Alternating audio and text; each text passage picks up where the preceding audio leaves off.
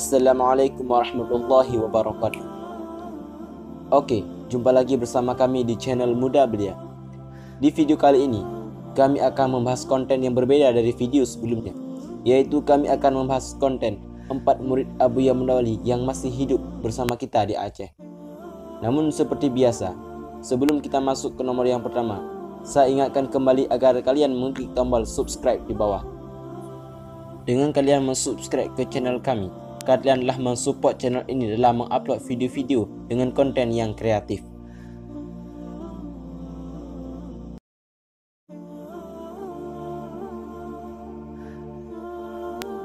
Abu Tumin Biren. Abu Tumin Biren merupakan salah satu ulama tertua di Aceh.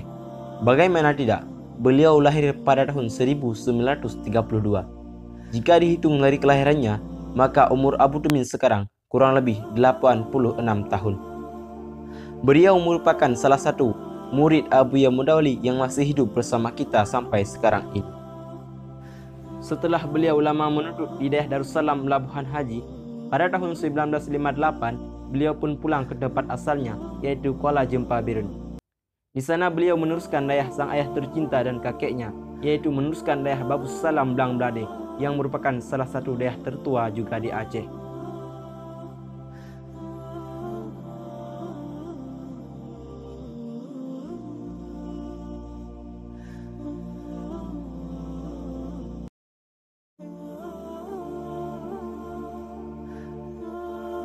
Tengku Haji Abdul Wahab Matang Perlak, atau yang akrab disapa dengan Abu Matang Perlak.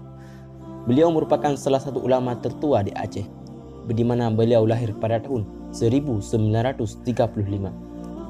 Dari tahun tersebut, umur beliau sudah menyentuh kurang lebih 83 tahun. Sosok beliau merupakan al-mursyid daripada tarikat An-Naqsyabandi yang masih hidup bersama kita sekarang ini. Dan beliau merupakan salah satu ulama alumni daripada daerah Darussalam Labuhan Haji, murid langsung Abuya Mundawali Al-Khalidi.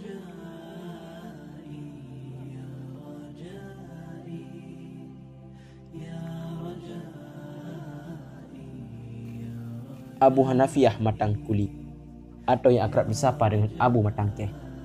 Beliau merupakan salah seorang ulama alumni daripada daerah Darussalam Labuhan Haji, atau murid langsung Abuya Mundawali. Beliau juga merupakan seorang ulama tertua di Aceh, di mana beliau lahir pada tahun 1925. Dari tahun tersebut, umur beliau sudah menyentuh 93 tahun.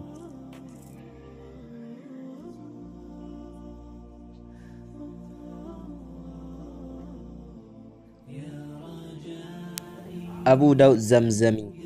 Abu Daud Zamzami merupakan salah satu ulama tertua di Aceh. Beliau dilahirkan pada tahun 1935. Lalu pada tahun 1953, beliau merantau ke Labuhan Haji untuk menuntut ilmu di daerah Darussalam Labuhan Haji. Dan 7 tahun berselang, pada tahun 1960, beliau pulang ke kampung halamannya Banda Aceh. Itulah 4 ulama murid langsung daripada Abuya Mundawali Al-Khalidi. Marilah kita doakan beliau selalu dalam lindungan Allah Subhanahu wa taala. Dan sama-sama kita doakan agar mereka selalu diberi kesehatan dan dipanjangkan umurnya oleh Allah Subhanahu wa taala. Dan komen di bawah jika masih ada ulama yang merupakan alumni dari daerah Darussalam Labuhan Haji.